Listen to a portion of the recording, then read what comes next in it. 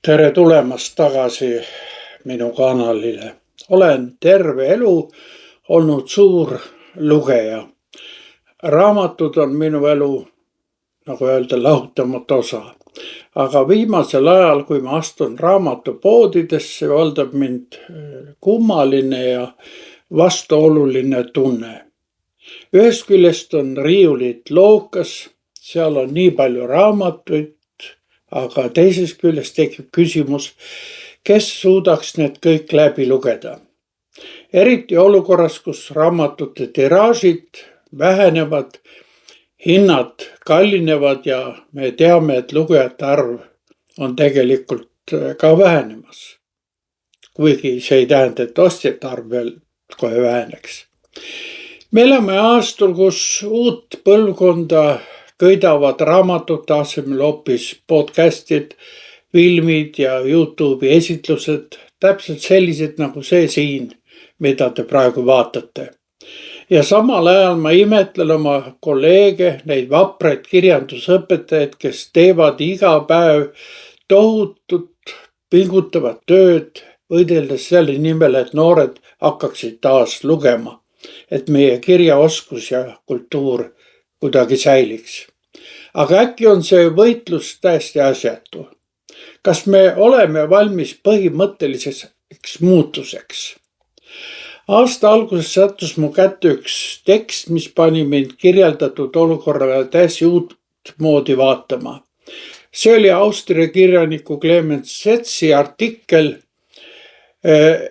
Nüüd, kui soovid taas täituvad, nun da das Wünschen wieder trifft. See artikkel ilmus ajakirjas Der Standard 28. juunil 2025. Sets kirjeldab seal maailma, mida muudab tehisintellekt ehk AI ja ta esitab äärmiselt provokatiivse küsimuse. Mis juhtuks, kui AI võtaks üle kogu selle raskepärase kirjutamise ja lugemise töö? Mis siis, kui inimene muutuks nii-öelda sõltumatuks analfabeediks? Mõelge korraks kaasa. Sest kujutleb tulevikku, kus järeltulevad põlved raputavad pead ja imestavad siiralt, kuidas me vanasti üldse nii primitiivsete vahenditega nagu kirjutamine ja trükised üksteisega suhtlesime või teadmisi vahendasime.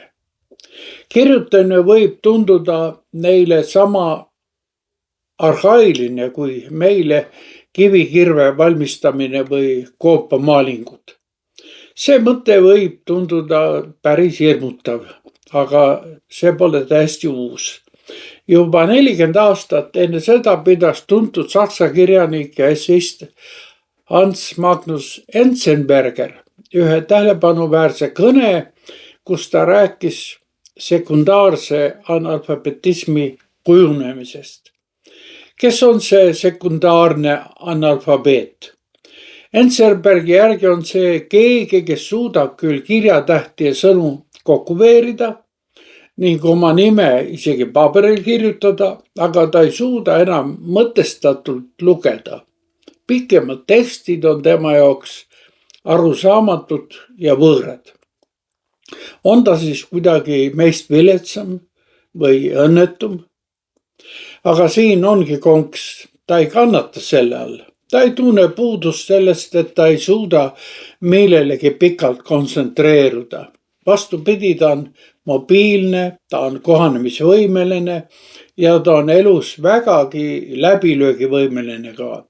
Enzensberger leiab, et me ei peakski tema pärast muretsema, kuid Enzensberger teeb veel ühe põneva eristuse. Ta vastandab sellele uuele tüübile tõelise analfabeedi inimese ajast, mil kirjaoskust veel polnudki.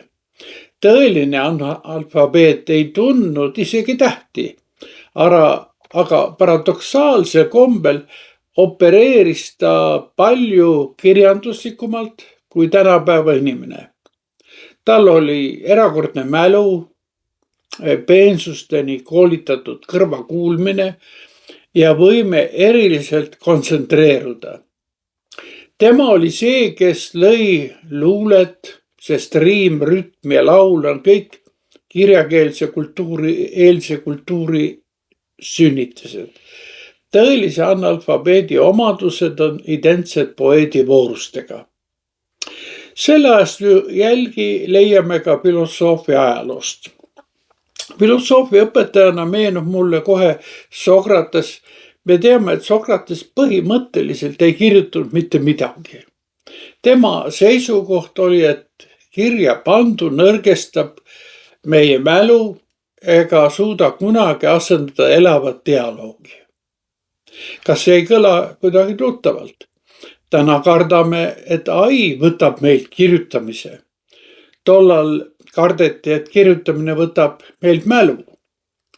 Pole ime, et tema õpilane Platon kirjutas oma teosed vaid dialoogi vormis, püüdes kuidagi säilitada suulise suhtlemise inspireerivat iseloomu. Alles Platoni õpilane Aristoteles hakkas andma oma loengutele konspektiivsete kokkuvõtete vormi.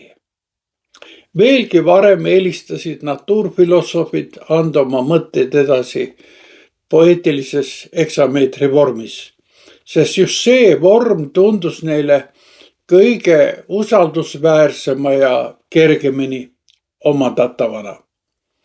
Kui õppejõuna eelistame täna kirjalikule esseele suulist eksamit, mis võimaldaks paremini hinnata õpilase tegelikke teadmisi, siis oleme Sokratesele tunduvalt lähemal, kui me arvame.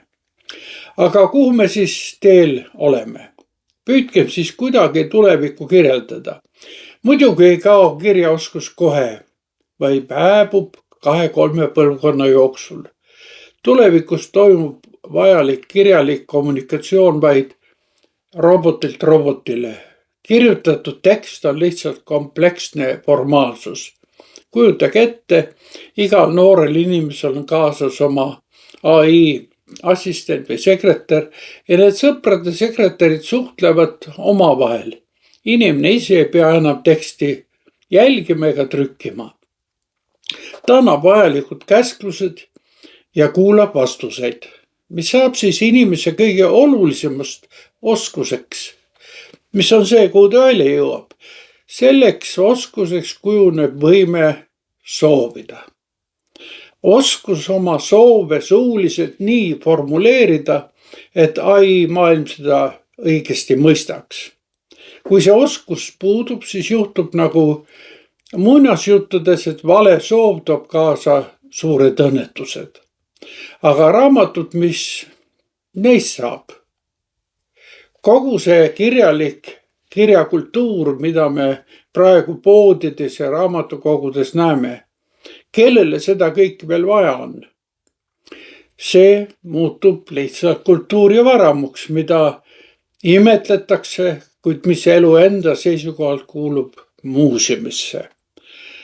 On see õudusunenägu või uus algus? Algus millele? Kui me enam ei loe ega kirjuta, millega me siis tegeleme? Vastus on intrigeeriv. Inimestel on nüüd aega tegeleda hoopis teistsuguste asjadega. Probleem on selles, et täna ei oska me veel isegi ette kujutada, mis asjad need on. Võimalik, et meil pole nende tegevuste jaoks praegu isegi nimetusi. Mõistan, et kõik eelpool öeldu kõlab tublidele emakeeleõpetajatele tõelise õudusunenäona. Olles ise suur raamatute armastaja, loodan ma väga, et see unenägu sellise kujul kunagi ei täitu. Aga mõtlema paneb siiski. Oleme me tõesti teel sellise uue reaalsuse poole, mida me ei oskagi veel sõnastada, veel vähem soovida. Suur tänu, et vaatasid ja kaasa mõtlesid. Kohtumiseni.